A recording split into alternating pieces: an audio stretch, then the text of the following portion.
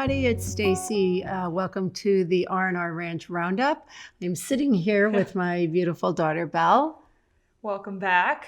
And happy afternoon. Happy afternoon. Good afternoon is probably the more. We have a beautiful afternoon. Our weather has remained gorgeous here in St. Louis. Perfect fall. We have a perfect fall upcoming week. Mm-hmm. Yep. Mid 60s, 70s. Yep. Not a cloud in the sky. No, it's going to be nice. So it's just you and I today. Yeah. So it should be less chaotic. Hopefully, as long as nobody rings the doorbell or Ellie jumped. No, I locked the back door. She can't get in. Walks in the house. Yeah. So let's figure out what we're going to talk about. Let's tell everybody we've already figured it out. But today, we have already figured it out. What we want to talk about is an update on what's happening in the barn with the horses. Well, we're always going to start the podcast with an update on the barn and kind of the milestones that have been hit every week. Yeah. Or not milestones, but some of these are milestones, but well, I mean, we have setbacks and we have but the big events during the week that have happened. We'll recap those every week because we were with the book reading, we were doing the book reading and then it turned into a book reading and then a barn update every week, and it got to be very long. Very long. And so which was fine. People loved it, but now we're moving the barn update over to the podcast. Mm-hmm. And so the first 20 or so minutes of the podcast, maybe less, 15, barn update. So if that's all you care about, it's the first thing you get to listen to. So, and then after that, we have already asked our fans what they want to hear about, and they've submitted a lot of questions, and we've gone through them. So we're going to answer questions. Yeah, so we've been interviewing. I feel like we've been interviewing people, but we did Dad twice. Yeah, what? We did. We did Dave twice. But only Dad. Only Dad. Yeah. So now we're being interviewed. Yeah. Yeah, we're going to interview ourselves. Exactly. We're just going to ask questions. We are. We're going to answer the questions. Yeah. Well, yeah. Okay. All right. So let's talk about the horses. So first of all, today's video, and this is being recorded on Monday, November 16th. Okay. So if you look back on either Facebook or Instagram. It's already up. Right. And you see Martha in the paddock, the lower paddock. I'm not yawning.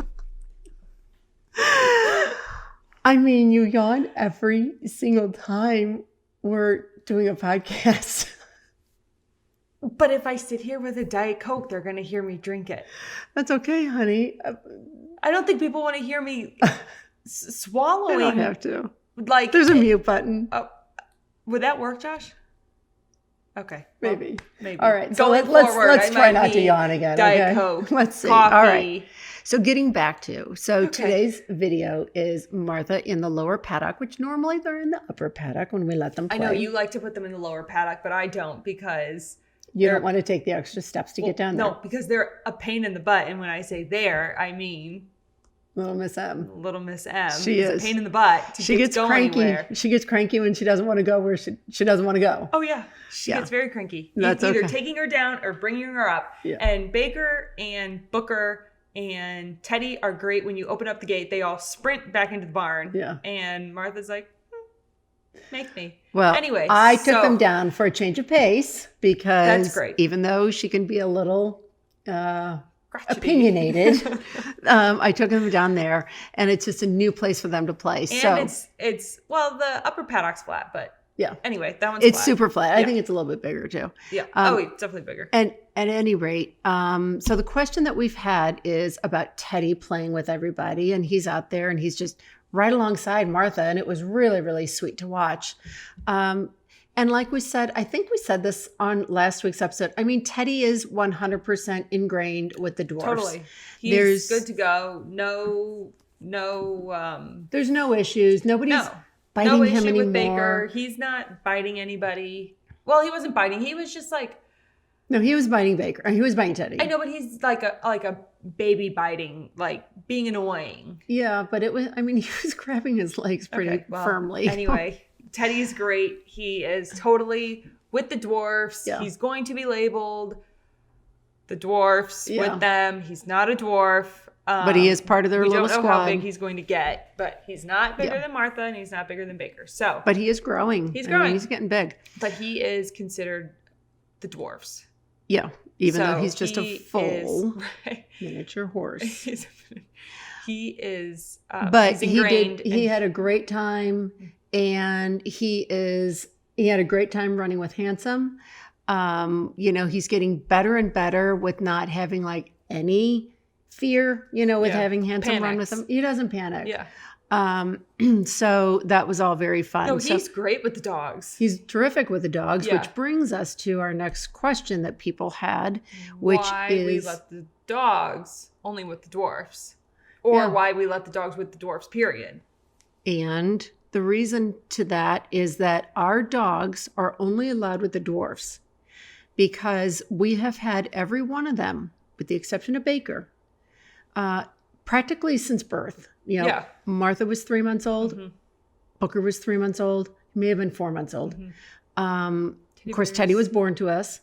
And Baker was 2 years old, but he was a extremely unhealthy 2-year-old.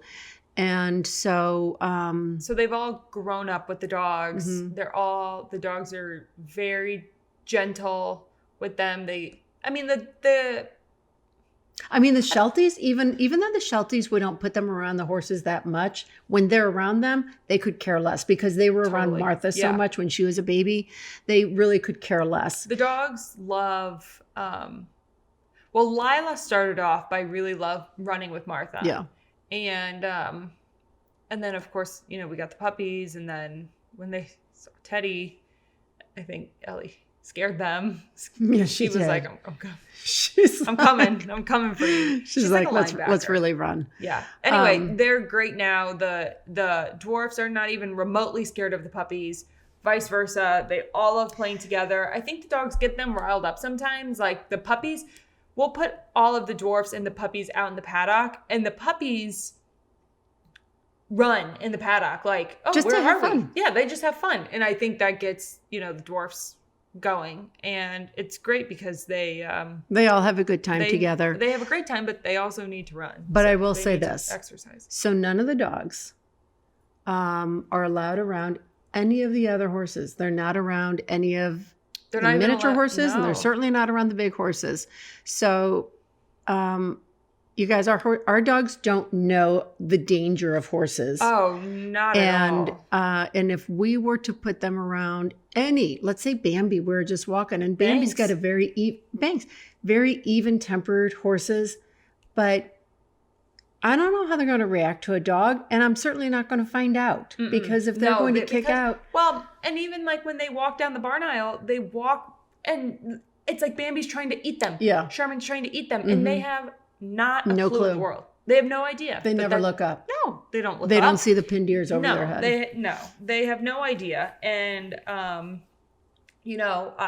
just been around a lot of barn dogs, and people are like, oh, well, if they get kicked or if they get, they're very nonchalant about it. Like, oh, that's how they learn. That's how they learn. Yeah. And we are not willing to. Not on my dog. Let them learn. Because they're not going to learn from the dwarfs. And we have always joked, like, Baker has always, like, threatened, like, you know what, one day I'm going to bite them. I'm going to do it, and I'm going to bite them. And no.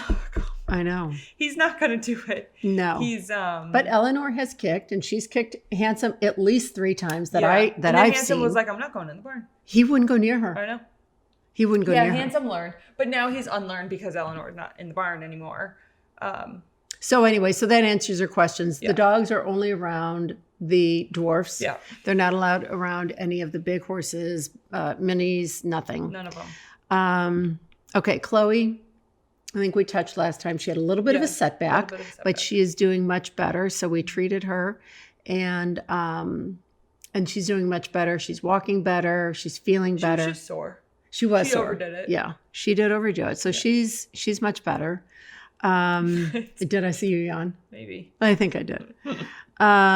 Okay, so Booker, if you joined us for our Instagram Live on Friday, and by us, I mean me. I don't know where I was. Oh, you weren't over here. I know, but like, what was I doing? I don't know. Oh. So anyway, Booker, you could see on his right side, he was completely shaved. And that's because the week prior, we had an ultrasound done just to make sure that his fat little body was not retaining any fluid. Because you'll see his body is very bulbous. It's very round. But I almost just forgot his name. Booker is our like true dwarf. He is. Well, he's. I mean, they're all dwarfs, but they're all dwarfs. He's that tiny little size. Yeah. And so what happens with his type of dwarfism is that he has his organs are two things. A, they're squished in his body, and B, they're enlarged, so they're bigger than what they should be. So his little body has no length to go with them, so they go out to the side. Booker's insides keep growing, and Booker's not growing. And so a couple of things is that happen, but also Booker eats a different type of hay than Martha and Baker do because he has a pretty severe underbite. Very severe. And so he eats a pelleted, doesn't he? A pelleted hay. And but he gets done before Martha and Baker, and he goes outside and nibbles on whatever hay that they have. And I think it just became too much, and I think he got fat. And so we really noticed. Well, but that's not 100% because he's really not fat. He still has, like, you can still feel his ribs. Right, but I do think he just puts his fat elsewhere. It could be. Because we can still feel his ribs, but he looked like he blew up like a balloon fairly quick. So we were worried, had Dr. Hoover come out, make sure that everything was okay, and that's why she did an ultrasound. Yeah. He's not pregnant. Someone asked if he was pregnant. No, he's not pregnant. So, and the other thing too is that next week, we're going to do Booker Baby Week. Which will be the best week ever. Yeah. Because everybody knows Booker, but he's very underrated. Well, like for a while, I mean, it's just like when we got Baker. I mean, everything's all about Baker and everything was about Booker when we got. And it's just hard to keep everybody in the forefront. Mm-hmm. And so. And incorporating everybody else in the barn. Right. Mm-hmm. And we have so many new followers that we're just going to do a little recap on Booker and then show his progress, because if there is a little horse that has progressed in this barn, it's Booker Baby. Also, my phone, like every time it's like 1 year ago today, it's a picture of Booker. I know. He was so sick 1 year ago. 1 year ago. We were just bringing him home from Mizzou. Yeah. Oh, okay. Yeah. Okay, so that will be next week. Mm-hmm. So then the only other thing that I'm going to touch on is Sheldon, because Sheldon is one of our Shelties, Shetland sheepdog, and he has gone off to New York to stay with my oldest son, Spencer. And a lot of people were like, "Oh, why are you getting rid of him?" Yeah. Not getting rid of him. Let me tell you, of all of our dogs, and there's 5 of them, Ellie is really the only dog that belongs to you. Yeah. Lila's is on loan. Well, Lila's on loan, but if Lila had to choose, I mean, she doesn't. She loves being with you. She loves being with Ellie. She can't, I mean, I can't even.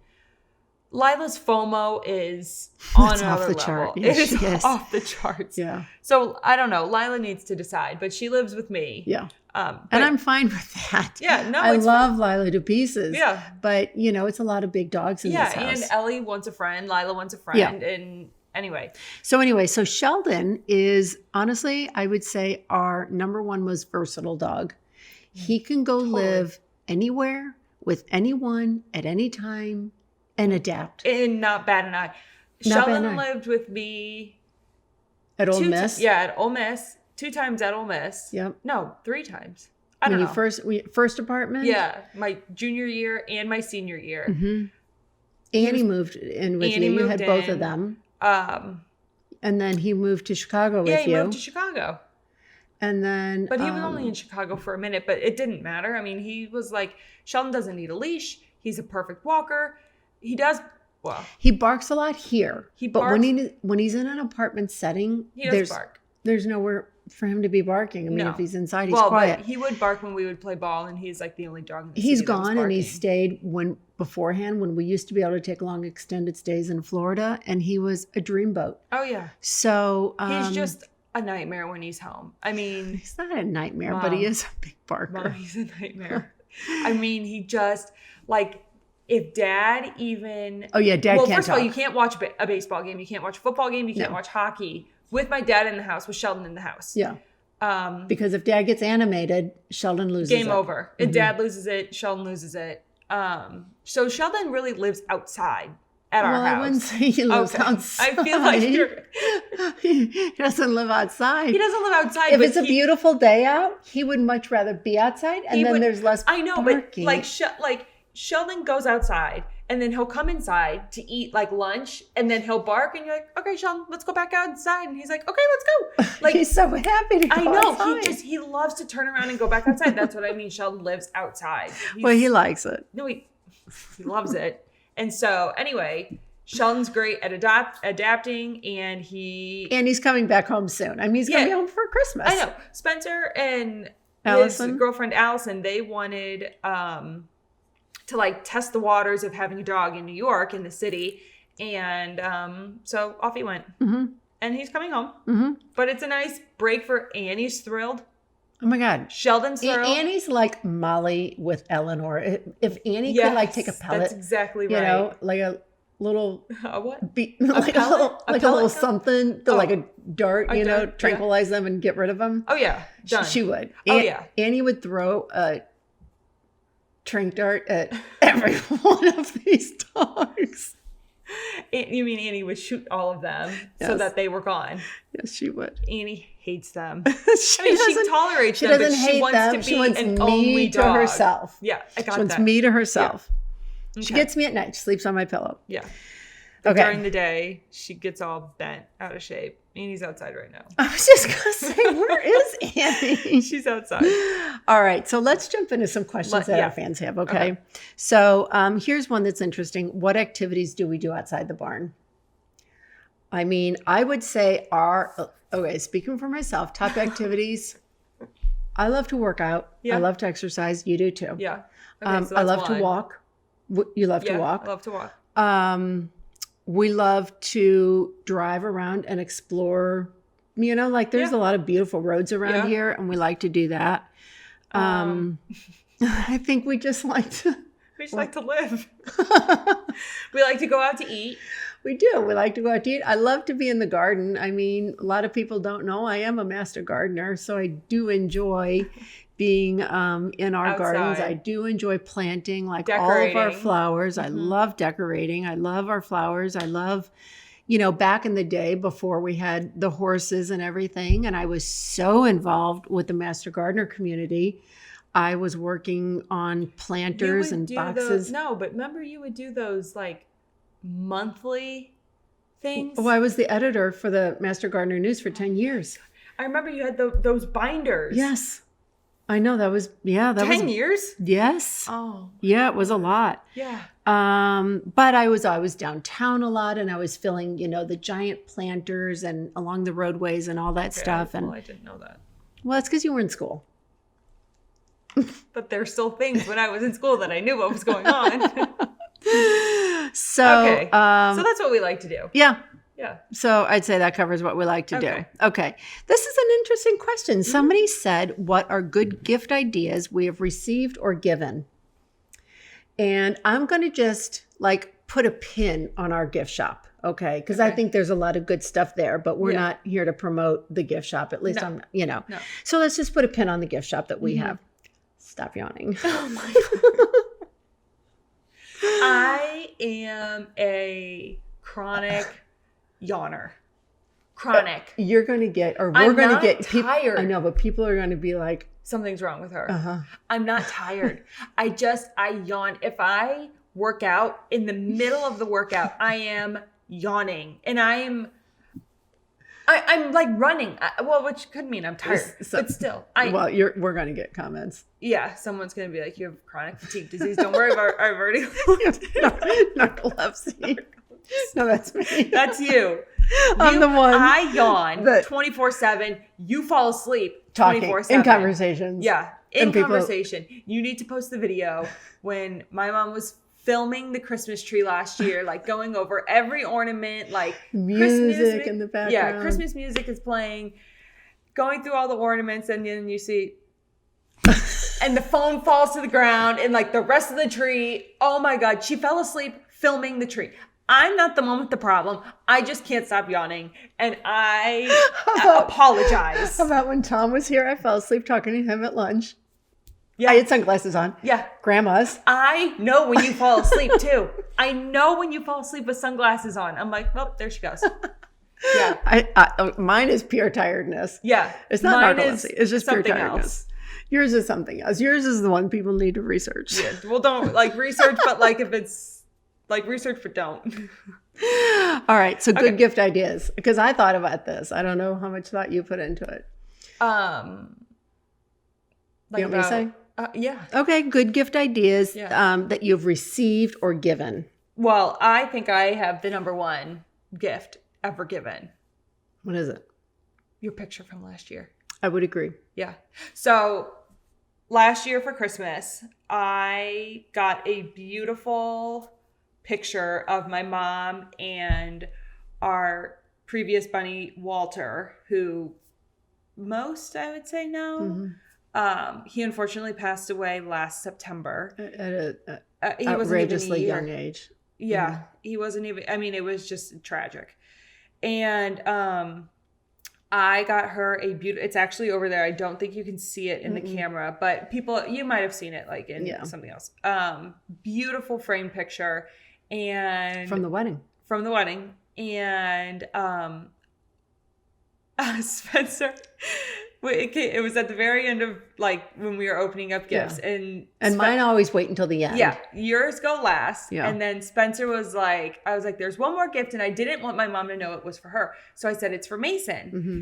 And it was our first Christmas married. And so I was like, no, I want to be last. Like, it's our first Christmas married. And Spencer's like, no, give him his gift. And I'm like, no, I don't want to. Yeah. And he had a gift for you. And so we bickered, and I'm like, Spencer, give her a gift now. And so he gives you a gift, and it was spectacular. It would have been the winner. It was a Mackenzie Child's deer. Yeah. It was gorgeous. Christmas, on the ground. It was gorgeous. And Gorgeous. I love Mackenzie Childs. Yeah, I know. And I was like, oh, God, that was a good gift. But now you had to. But here's mine. Yeah. So like Mason starts opening it. I'm like, well, Mom, can you actually open it for Mason? So like Mason can see it. And turns out it was that. Everybody's crying. Everybody's having a fit. And that was a wonderful gift. So that was a wonderful gift. So I would that say was a wonderful gift. that in my opinion, the best gifts that I have ever given are by far when they're pictures or albums. I've given each of you guys albums that you have not known about, photo albums. How did we not know about them? You didn't know about them until I gave them to you as a gift. Oh, that's okay. Yeah. I was like, I don't know. When I gave them to you as a gift. I know. I think Like those are some of the one most, from the Cape Cod trip. Yes. Yeah, that was. I think those are some of the most special gifts to have. And this year, in fact, I just put this out yesterday to everybody. What I want for Christmas is I want from each of my kids, and that includes everybody. That includes my son-in-law. That includes my future daughter-in-laws. I want a picture of them with me, just the two of us, and a little something written about it, whether it's the memory about that time, wherever that picture was taken, or if they want to just write anything. But that, to me, are the best gifts. Yeah. I don't need anything. And I mean that sincerely. If I didn't have a penny to my name, all I would want is something that is, written from my kids, a memory. Oh God. I know, I'm not going to cry. It's coming. A photo. Oliver gave me, was it 2 or 3 years ago? He gave me a coupon book for 10 walks. Because you know how much I love to walk with you guys. How many of those walks? Uh-huh. How many of those walks have you used? I think we've only used 2. but I have them still in that cabinet. Yeah, remember Mason gave me a coupon book one year, and I still have them. Yeah. It's good. Well, that to me is the best stuff. Totally doing something with someone. Like if I were to get a gift of doing something or going for a walk or whatever, that's the best. So that's, in my opinion, the best gifts to give or to receive. Definitely. Okay, horse behavior. People want to know, what does it mean if you're not a horse person? Some of the things that they do. Let's talk about pinning ears. So why don't you explain what that means? Pinning ears is bad. That means the horse is angry, upset, irritated. So explain to people who aren't horse related. There's a difference between, like, say their ears are forward. Mm-hmm. They can just be off to the side. That means they're just listening. There's nothing. They're not. Ears forward is, hey, I'm interested. What do you have? Mm-hmm. What's going on out there? Alert, attentive. Mm-hmm. Ears to the side, just hanging out, just comfortable. Ears back. A lot of the time when I ride, my horse's ears are back. They're listening to me. And that also is not a sign of anything other than listening, or that's just how they hold their ears. Ears pinned down to the side of their head. Flat is bad. That means don't come near me. I'm angry. It's a warning. It is a warning. I'm going to kick. I'm going to bite. Mm-hmm. And if you are around with a horse with its ears pinned, be on high alert. Don't go behind them. Don't. I don't even go close to them because they're going to do something. So we have 2 that will pin their ears out of all of our horses. That is Toasty and that is Millie. Millie will pin her ears. Yeah. And both of those are part of the girls trio. Right. And Millie pins her ears and is, I'm giving you a warning. Please stay away from me. Mm-hmm. Knock on wood, Millie has never done anything wrong, but she just constantly pins her ears. Toasty pins her ears and is like, 3, 2, 1, bite. 3, 2, 1, I'm coming at you. Mm-hmm. She used to be a nightmare when you would feed her when we first got her here. Yeah. Toasty pins her ears and there's that's not even a warning. I mean, the warning is just seeing her. It's like, I'm coming. Yeah, I'm coming now. All so right. Pinning ears is bad. And if you're not around horses, pinning ears, stay away. Yeah. Talk about a horse spooking. Spooking is a horse's natural instinct. To be afraid. Yeah, to be afraid. They... pretty much anything in the world spooks a horse. So explain why. Because they are a prey animal. Mm-hmm. No. Yeah. Yeah. So they think that everything is out to get them. Yes, they do. They think everything is out to get them. And their instinct is to run away. And they don't underestimate what they will spook at, because anything. The plastic bags, number one, are balloons. Their demise. Balloons. Drains. Yeah, everything. Bushes. Everything. Anything. Statues. Yeah. Rakes.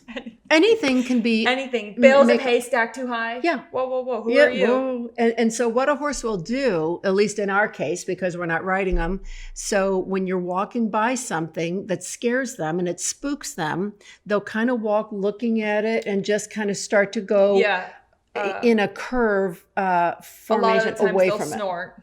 Yeah, they may snort. They snort. Their tail may raise. And if a lot of the times when a horse gets spooked, sometimes they will start like prancing, and they can prance like in a circle. Mm-hmm. They'll put their tail up in the air, and it actually takes a lot to calm a horse down. If you're walking next to them, if they're spooking, it's best you just try and keep moving forward. You move away from what the situation is happening.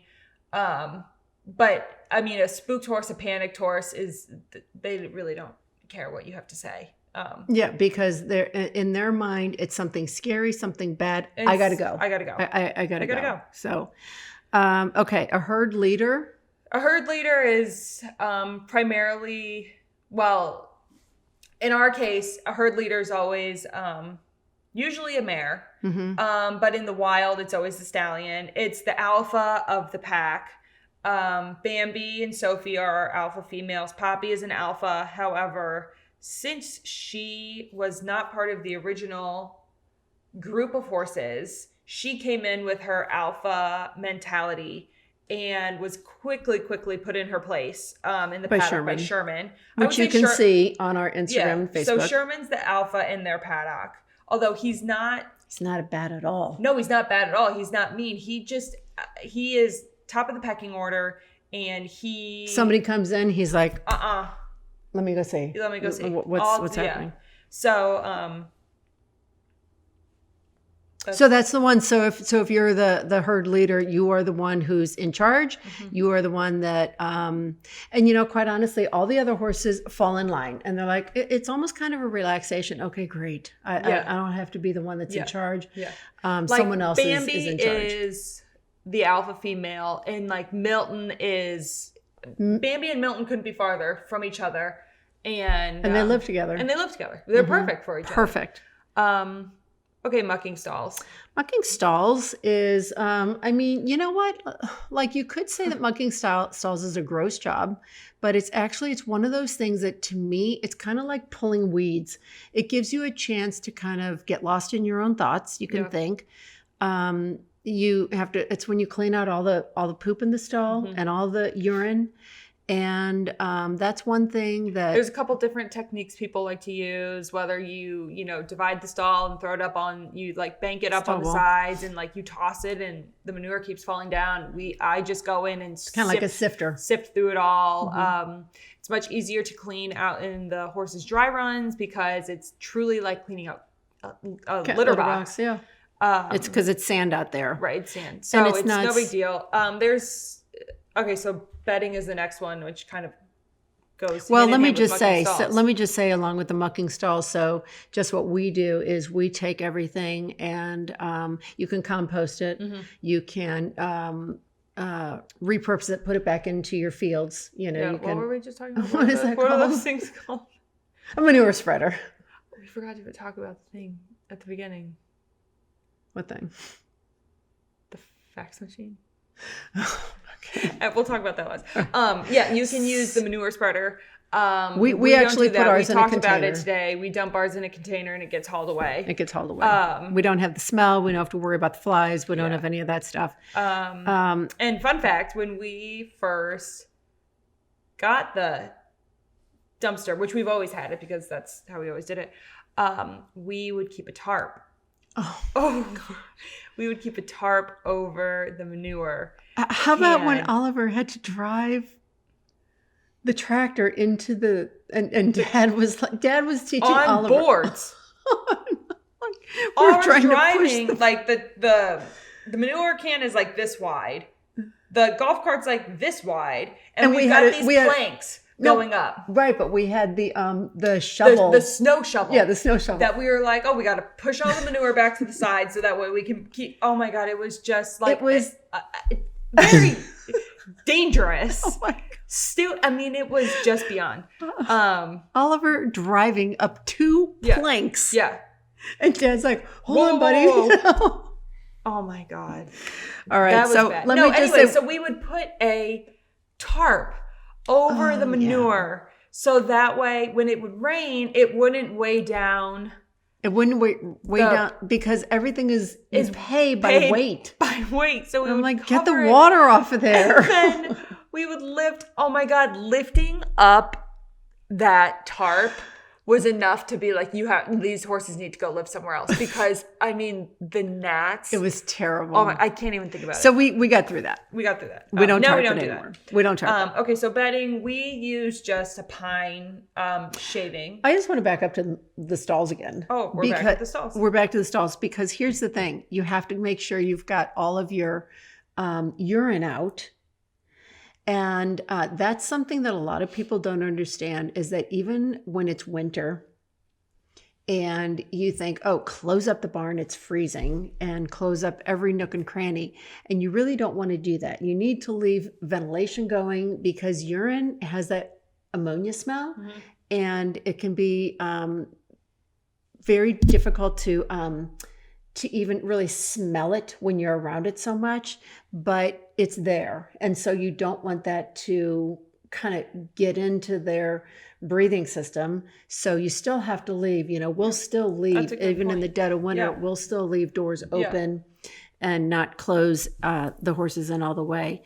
Bedding, we use a variety of different bedding. Well, we use mostly pine shavings. Yeah, regular pine shavings. The dwarfs do not get them because they eat them. They have the pelleted shavings. We started off with pelleted shavings and it was a nightmare. And then we had to send them all back. Oh yeah, we did. Yeah, that was a nightmare. Like recycled paper shavings. Yeah. There's there's all different kinds. Some people use straw. Some people. We were supposed to use straw for Eleanor. And quite honestly, the mattresses that we use, and then once you cover it, you don't have to use anything. Yeah, but we do. We certainly cover it. And then the last thing is feed and treats. We've got. I think we have 5 or 6 different kinds of feed that we use. Everybody has their own bin. If you guys go back and watch our YouTube, wait, is it on YouTube or is it just on our feed page? Barn? No, just recently. When I did the walk through the barn aisle, I think it was just on Instagram and Facebook. It's on there and it shows you all of the feeds and the bins and making sure that you have, containers that are rodent resistant. That's huge. Our containers are great. Yeah, they can't get into them at all. Treats, we don't really feed them treats all that often. If we do, we put them in their buckets so that way we don't feed them by hand and that they don't get nippy because even when we would give her treats, if someone was going to take your fingers off, it would be Em. She was like, give it to me. She couldn't see it. She couldn't see it, but still, they get so we excited. put all treats go into their bowls. Not they don't come from our hands. Okay, that was a lot of questions. Yeah, well, that was a big question. That was a big question. Yeah. So here's one that's interesting. It said, "How did you build such a strong relationship with your daughter?" I don't think I really know how to answer that. It's just the way, quite honestly, all my kids are. We just have great relationships with my boys. This question's about me. It is about you.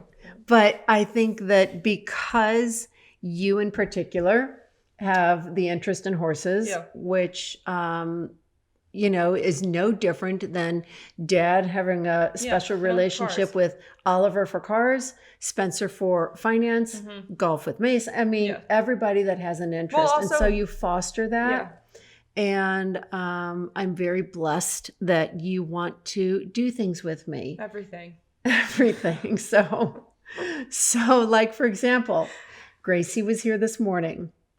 Okay. And I was able to say to Gracie, so when you come in on Wednesday, I want you to just go straight to storage. I want you to count up how many bins we need, run down to Target, get them, come back, label them, and put everything in there. Yeah. If that had been you, I'd be like, Mom, I'm going to come over. I'm going to come home. Let's hang out with Ellie for a minute. Let's go over there together. Yep. You can open up the door and get the stuff. And then why don't we go to Target? Yep. And we'll get lunch. Yeah. And then let's... and it's like a 3-hour event. And then nothing ever happens. Nothing ever happens. But I have to be involved in that. Right. Just like when we were trying to scan something today. Well, that was a nightmare. The scanner, that was a nightmare. And I ended up having to get up from my desk. And I'm like... The papers were flying everywhere. And then as it turned out, everything that I scanned was upside down. Well, no, but that was after we learned the scan was upside down. At the end? No, the first time it went through and everything was blank. So I flipped them over and then it got jammed and then it started to cycle through again and then it just started spitting it all out and it was like, it was ridiculous. Yeah, but it worked. So anyway. But I also think I'm in town. Mm-hmm. I also call you 24/7. 10 times an hour. I call so much at night and my dad's like, Stacy, hang up on her. But that's what I do with my mom. I know, that's what I do with you. I just think it's like it just gets passed down. I agree. And I used to think that that's how everybody was. No, I agree. But also my college friends were also very close with their moms as well. You do have some good. Yeah. Yeah. And I think. But I have some friends who don't. And I never knew that was weird. Not weird. It's just different. It's different. Yeah. I thought that everybody shared the same kind of relationship with their kids. So I know, believe me, I know how blessed I am. Yeah. This one's going to be quick. Wait, I'm 26 and I still. You're like, Mom, what are we doing No, today? I'm 25. No, well, first I do say, like, what are we doing today? But I'm like, hey, Mom, do you mind if I go do this? Like, I don't even live here. Even in Chicago. Mom, do you mind? Yeah. Yeah. Okay. Anyway. Okay. This is, did you have knowledge of how and what to feed a horse with medical needs? I mean, we covered that pretty much in our first episode. The answer is no. We did not know. Not at first. No, not at first. No. Not at all. And we did. We covered that in the first episode. Mm-hmm. Everything was such a learning curve. Mm-hmm. And we are still learning and we still get advice, of course. And no, we had no idea. We had to learn. Yeah. We had to learn. We had to learn. Yeah. Yeah. Plain and simple. We had to learn. Okay. These 3 questions all go together. What made you pick your property? Did you design your floor plan? And how long did it take to build? And the answer to that is we picked our property because it was close to where we lived before, and we wanted to stay in the area. There was a lot of land here, and we had just assumed that, quite honestly, that a builder was going to buy it and put it, a small subdivision in here. So we really didn't think that we had much of a chance. It actually was owned by a local St. Louis Cardinal baseball player. And when we put our bid in on the property, I wrote a letter to go along with it. And I basically just explained to them who we are and told them what we wanted to do with the property and how we saw it evolving. And I will say that we have followed that letter to a T. To a T. To a T. To a T. Everything that we said we would do, we've done. And I think they would love to come back and see it. Mm-hmm. And yeah, I think they'd be proud of how it was used. Oh my God, so proud. And I'm sure they definitely have to see it because they still have a house nearby. This area, this property that they owned became too public of a location for them. Yeah. And that's why they sold it, or he sold it. And I thank our lucky stars every day, got it. Well, he also moved, so. Well, he did. I think they still have a piece of they still have like a house here. Yeah. And then did you design our floor plan? That was probably the hardest thing about this house. It was like once we bought the property and you want to build a house, and it's like, where do you start? Right. It's so easy. Oh, let's get this property and we're going to build a house. And then it's, every nook and cranny. I mean, literally every nook and cranny of this house you had to decide upon. Everything. And we went through a lot of like display homes, and I looked through a lot of stuff on House. That's when that was first coming out. Mm-hmm. And we just kind of pieced it all together. How long? But now we're like, why is this pantry so small? So small? Why didn't I make a bigger closet? All that stuff. Anyway, like our whole living room should be our kitchen, but that's okay. And then, how long did it take to build? Eons. Well, the house took a while. Well, what took so long was the land development and the setbacks. All the setbacks. Well, we met roadblocks every which way we turned. What'd you say? MSD. Oh, MSD. Isn't that what they're called? I thought you said and Steve. No. That was our architect. He gave us some setbacks. So we did. We had a lot of setbacks that we had to deal with the county and different organizations and stuff. So, once we got that done, I would say we were up and running. Yeah. We bought it in 2013. End of the year, we moved in end of 2015. Yeah. So not bad. And then we started on the God, it's almost 5 years. Yeah. Because we moved in right before Thanksgiving. Yep. Yeah. While Dad was out of town. Yeah, that was great. Like, surprise. He's like, this is great. He's like, okay, great. Are my clothes here? Like, okay. He was so, like, if you ever want to get like a great reaction from somebody, don't call him. I think Dad's here. That's okay. Oh, okay.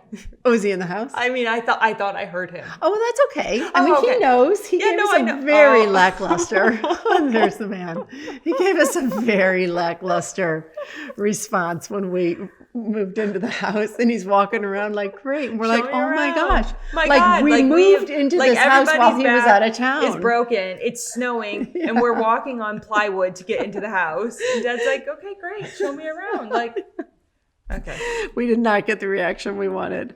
Anyway, couple more, and then I think we're going to wrap it up. You have a new house. I do. So Mason and I are up and out. We came home in March at the very onset of the pandemic. We were living in Chicago, and we came home and never left. Mm-hmm.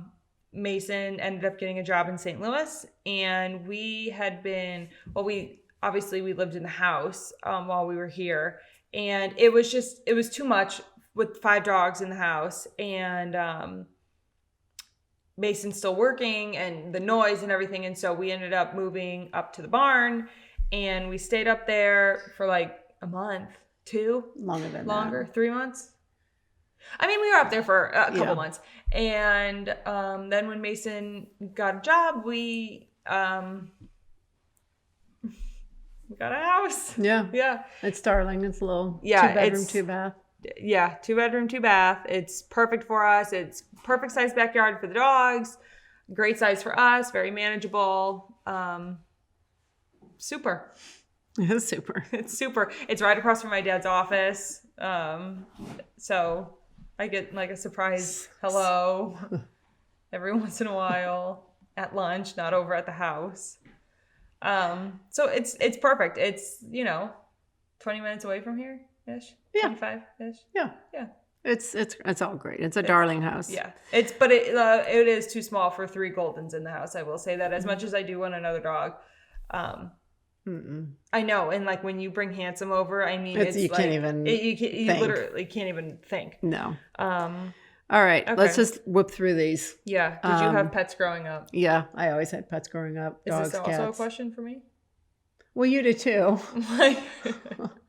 I've always had pets. I assume it was a question for me. Okay, it's a question for you. Yeah, I always had pets. What did you splurge on in the barn? Honestly, I would say... The better question is, what didn't we splurge on? I would say the entire barn was a splurge. I would say everything is...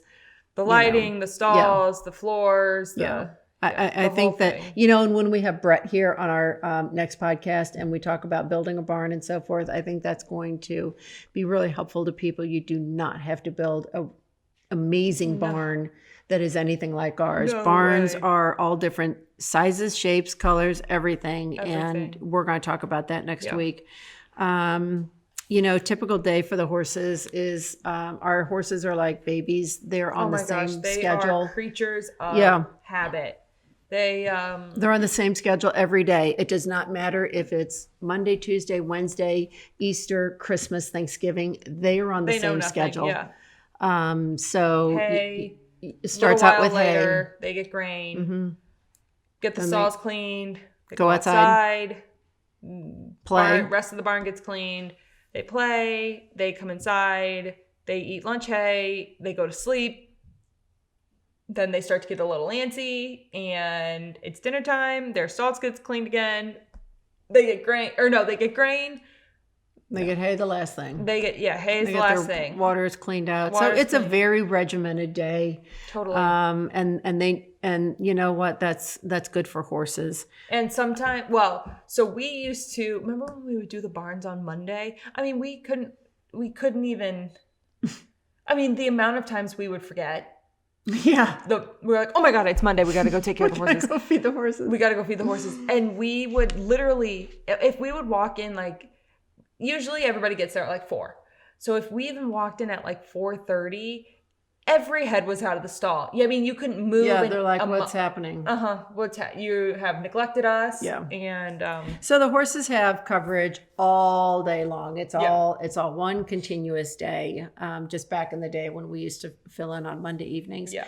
And then the last question wraps it up, and that is, why do we bring the horses in so early? And I can tell you why we bring them in so early. Because they're out early in the morning. They go out early and they play. They play, and then they come in.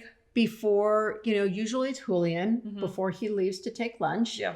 And we don't want to leave them out unattended. I may not be home. And so they come inside. Frankly, and like we were just talking about, they're so regimented. They are ready to come in. And Tansy and Sailor, and they get their lunch, are out on the grass all morning. And you would think, that those horses want to stay out on grass all day. Oh no. Tansy is like, bring me in. I'm over this. I want to come in. She goes to sleep. She gets hot. She likes to come in. They all come in and go to sleep. And even if they go outside and they don't even play, they're exhausted when they come in. They do. They all take naps. And so that's why they come in, because simply they don't want to be out any longer. Yeah. And it works. There's no reason when you're out there on a dry lot, let's face it, they're going to get bored. Yeah. If we were to keep them out there for 8 hours, they would be bored. Yeah. They're tired of playing. They're tired of running around. They come in, they eat hay. And they'll come inside. They'll eat their lunch, yeah. and then they take a nap. And then, there's always activity going on in the barn, and that keeps them a little occupied to watch. But and then it starts all over again with the evening routine. So it's all very regimented. They're like kids, and it works very well for them. So that's it. We got through everybody's questions. Yeah. And I think that we had some fun doing it. Next week is going to be Brett Hardesty is going to be here with us. He's amazing. He's our builder, built everything here, the house, the barn, the feed barn. And extraordinaire. He knows everything. So you guys, I've already asked what questions you have about your own barns, about your own issues. Is that up right now? It was. And I'm going to ask it again. Yeah. And I'll probably do it 2 more times this coming week so that you can get your questions in. And now's your chance to have help with your own barns, with drainage, with drafts, with whatever it is that you've got, or you're thinking about building a barn, and you want some professional help, and you can get it for free. Yeah. So and from someone who's very knowledgeable, somebody who knows. And Brett is very well, he's been the president of the Home Builder Association. He's very the glass is half full. Like he always is. He's very optimistic. Very optimistic. He always finds a way, and he's very helpful. Yeah. So always. So I think you guys will love having him here. So get your questions sent into us, and we will have him kind of bone up on that. So he's ready next week. And we'll try to get through as many as we can. But again, we're talkers. He's talkers. So we'll he's very interesting. And if you guys have questions about like getting your property ready, what do I need to do? What do I need to do about getting water into the barn? How can I hook up a fly sprayer system? What do I do with all this mud coming in and out of my barn or my paddocks or That's anything? a great question, because we had to deal with that. Yeah. So that's next week. So it'll be great. And I hope that everybody has a great week ahead of you. We love you guys, and we will see you next week here on the R&R Ranch Roundup with Stacy and Belle. Alrighty, bye-bye. See you next week. Bye-bye.